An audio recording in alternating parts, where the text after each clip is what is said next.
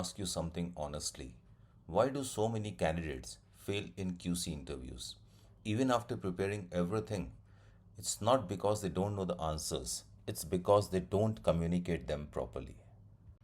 And UV spectrophotometer is one of those instruments where interviewers test your clarity, confidence, and real understanding. So, in this session, I'm not just giving you answers, I'm training you how to think, structure, and speak like a selected candidate.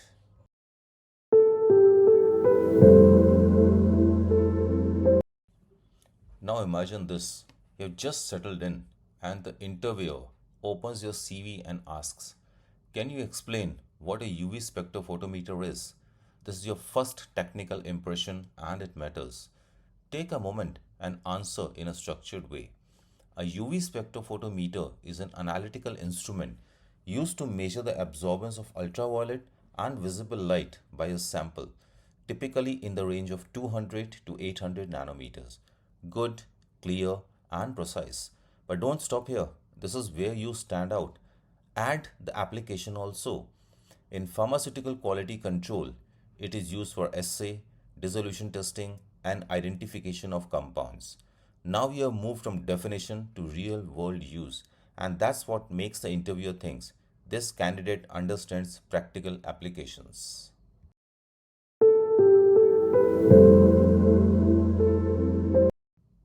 Now comes a very important question. The interviewer may ask you, what is the principle behind UV spectrophotometry? This is where many candidates either rush or give incomplete answers. Stay calm, stay structured. The principle is based on Beer-Lambert Law, which states that absorbance is directly proportional to concentration. At this point, many candidates stop, but you shouldn't. Pause slightly and then add depth.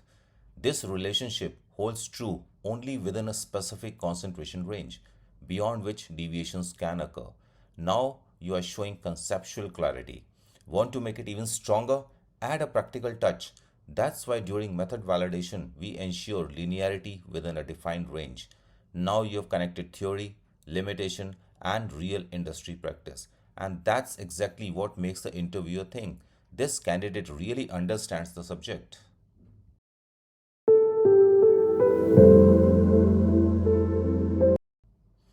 Now they may ask, at what wavelength do you perform analysis and why? A weak answer would be just lambda max, but a strong answer explains the reason behind it. State clearly, we perform analysis at lambda max, which is the wavelength where the compound shows maximum absorbance. This is good, but don't stop here. Now explain why do you do it? At this wavelength, the method offers better sensitivity and accuracy. You want to sound more experienced? Add one more layer. It also improves reproducibility and reduces analytical variability. Now you have moved from a one word answer to a complete scientific explanation. And that's what shows real depth and confidence in an interview.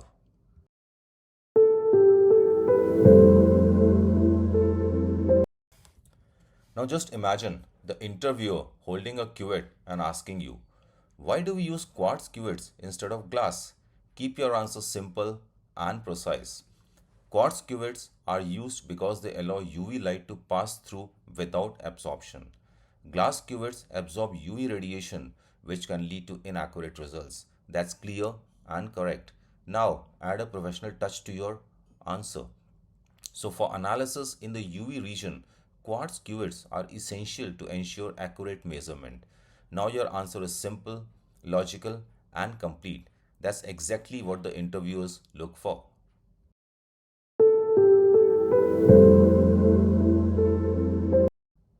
At this stage, the interviewer may ask, can you explain the difference between single beam and double beam instruments? Answer in a clear, structured, and comparative way. In a single beam instrument, the blank and sample are measured one after the other, so the instrument records them sequentially. Whereas in a double beam instrument, the light beam is split into two parts, allowing the sample and reference to be measured simultaneously. It's a good explanation. Now make the impact clear. Because of this simultaneous measurement, double beam instruments can automatically compensate for fluctuations in light intensity or source variation, and then conclude strongly. As a result, they provide better accuracy, stability, and more reliable results compared to single beam instruments. Now, your answer covers working principle, comparison, and practical benefit, which clearly reflects strong conceptual and industry understanding from you.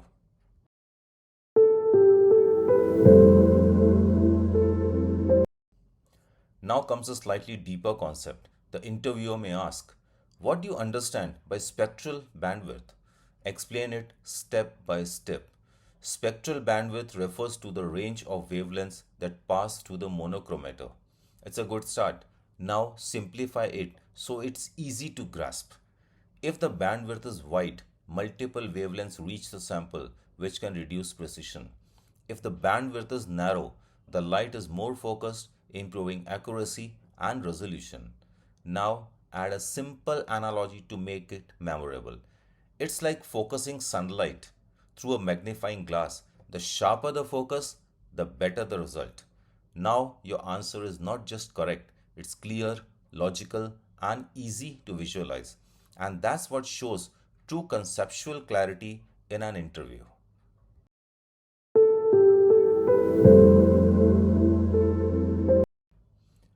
Now the interviewer may move to instrument setup. They might ask, why do we perform baseline correction? Keep your answer clear and structured. The baseline correction is performed to remove background noise and ensure that the absorbance starts from zero. This is good. Now add a bit more depth. It helps eliminate system related interferences such as solvent, cuvette, or instrument variations. Now conclude with impact. This ultimately improves the accuracy and reliability of the measurement. So, friends, now your answer shows you understand not just the theory but also the importance of proper setup before analysis. Exactly what interviewers look for.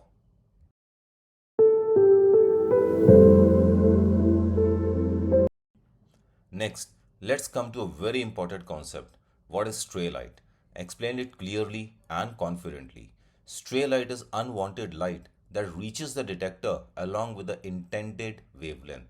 This is simple and correct. Now add the impact to your answer. It reduces measurement accuracy, especially at higher absorbance values, and can lead to deviations from linearity. If you really want to strengthen your answer slightly more, you can always add one more line. This is why controlling stray light is critical for reliable UV spectrophotometric analysis. Now your answer shows not just definition but also practical limitation and its impact, a strong indicator of real understanding.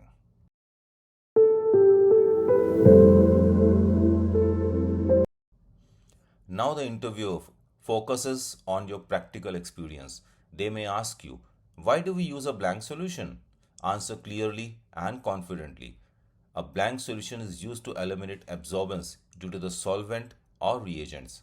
Your answer is good. Now explain the purpose also. This ensures that the measured absorbance is only due to the analyte. Now to make your answer more complete, you can also add, it also helps in setting the correct reference or baseline for accurate measurements. Now your answer reflects practical lab understanding, not just theory, exactly what the interviewers want to see.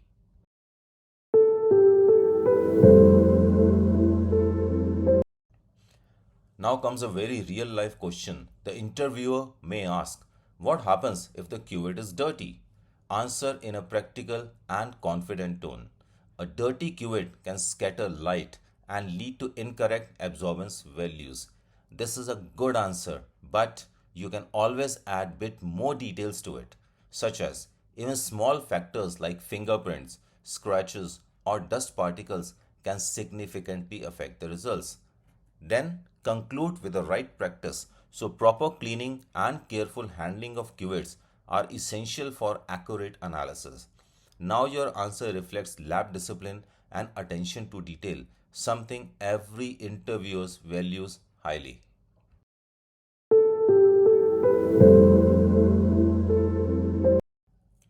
Now the interviewer may test your method development understanding. They might ask you, why do we perform wavelength scanning? Explain it logically and step by step.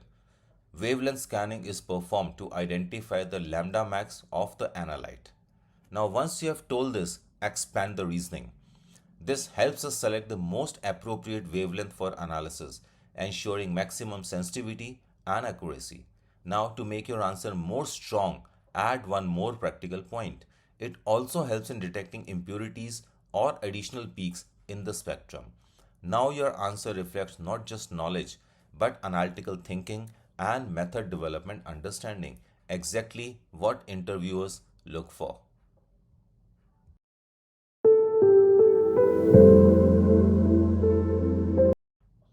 Now comes a very important practical control question.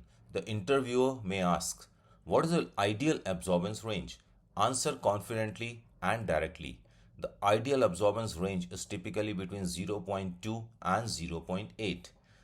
Now explain why this range matters for analysis. Below 0.2, the signal is too weak, which can lead to poor sensitivity and higher errors. Above 0.8, deviations from Beer-Lambert law may occur, affecting linearity and accuracy. You can also conclude with a practical touch to your answer. So we adjust the concentration or dilution to keep readings within this optimal range. Now friends, your answer shows method control, accuracy awareness and practical experience, exactly what the interviewers want to see.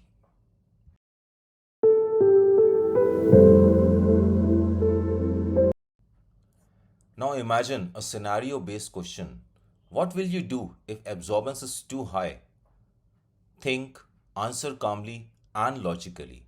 If the absorbance is too high, the sample should be diluted. This is the right answer and a good answer. Now, explain this with the reasoning. Dilution brings the absorbance back within the linear range of the method, ensuring accurate and reliable results.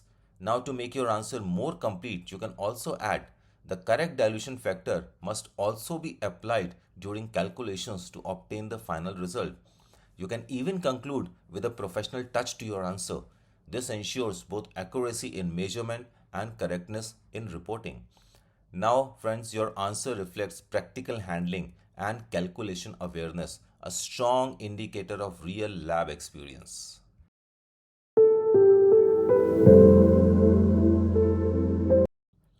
Now comes a troubleshooting situation. The interviewer may ask you, what if no peak is observed? Answer in a calm and logical sequence. First, I would verify the wavelength selection to ensure it is appropriate for the analyte. Second, I would check the sample preparation, including concentration and solvent.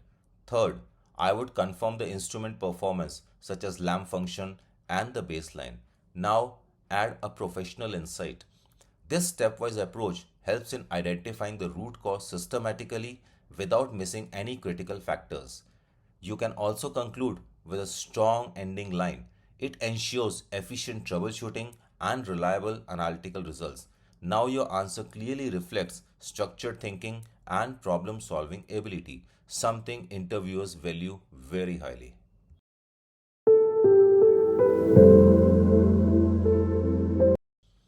Now, another practical issue.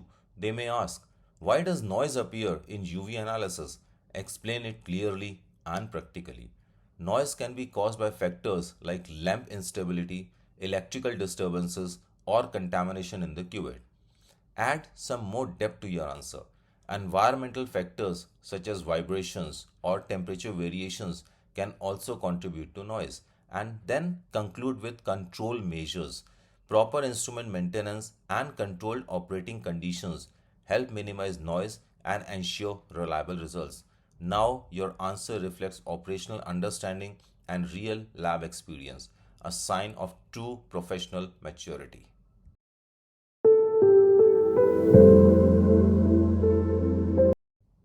The next question may be, what is drift?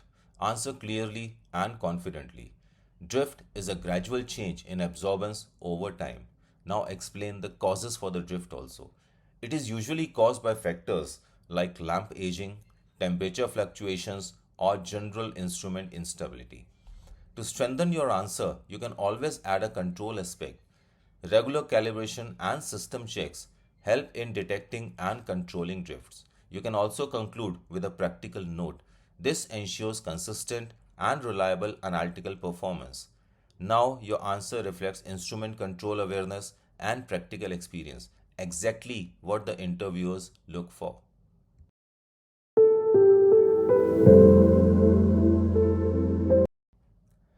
Now the interviewer may test your conceptual clarity. They may ask, what's the difference between absorbance and transmittance? Answer clearly and simply. Absorbance measures how much light is absorbed by the sample. Transmittance measures how much light passes through the sample. This answer is good enough, but you can always add one connecting line for clarity. As absorbance increases, transmittance decreases. You can even make it slightly stronger. They are inversely related and together help in understanding how a sample interacts with light. Now your answer shows complete conceptual understanding, not just the definitions.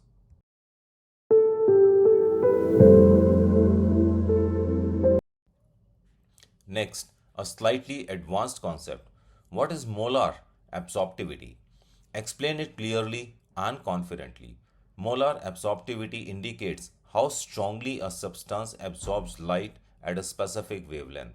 Now, expand it a bit. It's a constant for a given substance at a particular wavelength and is an important parameter in quantitative analysis.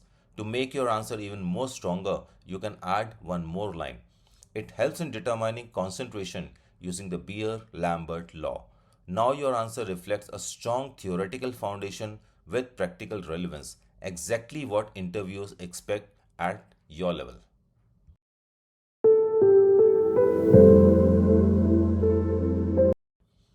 Now, a smart decision based question. When would you prefer UV over HPLC? Answer with balance and clarity. UV spectrophotometry is preferred when the analysis needs to be fast, simple, and cost effective. After this, you can always add the comparison too. However, it has lower specificity compared to HPLC and may not be suitable for complex mixtures or impurity profiling. To make your answer more practical, you can also add, so UV is ideal for routine assays and simple analysis, while HPLC is preferred for detailed and complex evaluations. Now your answer reflects decision-making ability and practical judgment, a sign of real industry experience.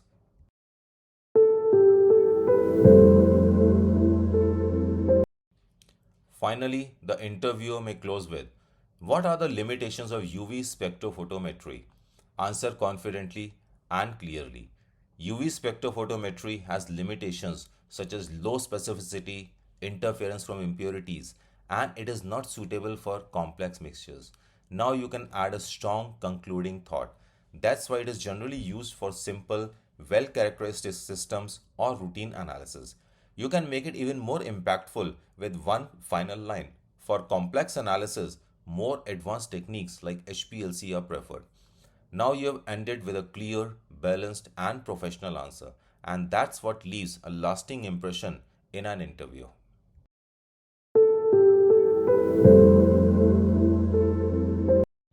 So, friends, if you can explain these concepts clearly, confidently, and logically, you are already ahead of most candidates. Because in interviews, the difference is not just what you know, it's how you present it. A candidate may know the same concepts as you, but if you explain with structure, clarity, and real world connection, you naturally stand out. Definition, reason, application. That's your winning formula. So remember, it's not about knowing more, it's about explaining better, thinking clearly, and speaking with confidence. And that's exactly what turns a good candidate into a selected candidate.